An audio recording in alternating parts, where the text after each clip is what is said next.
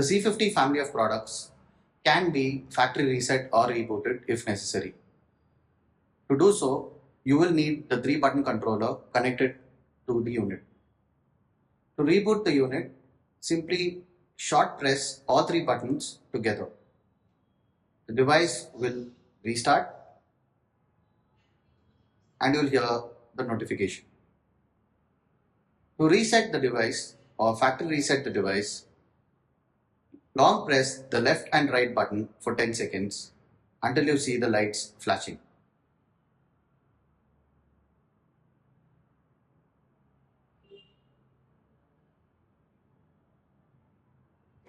The device is now successfully factory reset.